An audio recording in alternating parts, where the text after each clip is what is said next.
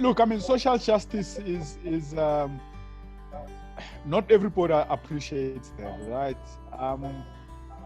What would you say if you meet a Claire, for instance, on site as a senior in the built environment, and she says to you, look, I don't have time for social issues like social justice. I have a project to deliver.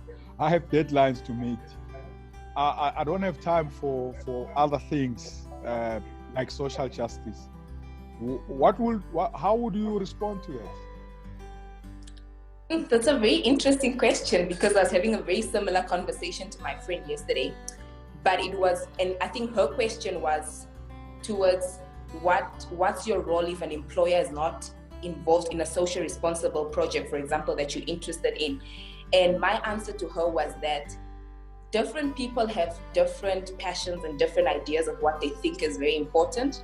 So, and that's really based on our upbringing and what we know and our exposure. So to Claire, really, she might, giving somebody a home or giving somebody a school and getting the community involved might not necessarily, she might not have the passion for it, because her upbringing and what she grew up learning and what she's exposed to doesn't necessarily give her the image that this is important, but she could have other interests which are equally important. So I think then it's my role as the one that's passionate to drive that agenda. So I'm not sure if I should then tell Claire that, no, you should consider this as important, because then what if she has other things, aspects which she actually does consider very important, then that she considers that are worth more of her time. So I think generally in life, everybody has that calling that you have to do this, and your passion is this. So if your passion is social justice, then they make sure you drive your agenda as an individual and find those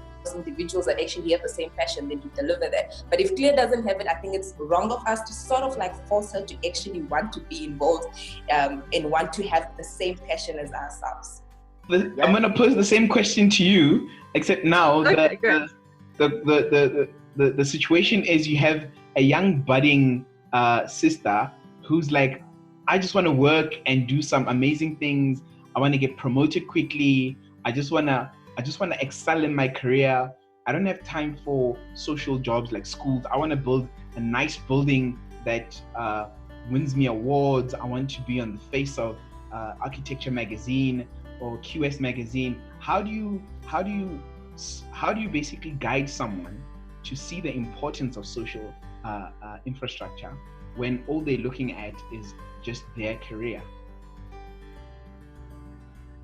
Okay, so I agree with sister. Everybody comes from a different background, and every single one of us is biased to some degree. We're biased by the knowledge that we have and what we've learned from our life so far.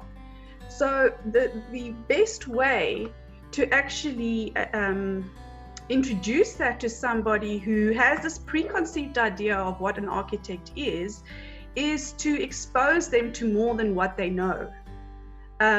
So you take that person in and you say, well, I know your ultimate goal is to be a commercial architect, but let's get you involved in this community project and see if you can learn something from this. It might be the only community project you do, and then after that you're commercial. But at least you've then experienced something new, and you're able to go back and think about your own bias. So you plant that seed, and that seed then needs to, in that person, germinate and grow into their own passion. You can't force somebody to have a passion for what you have.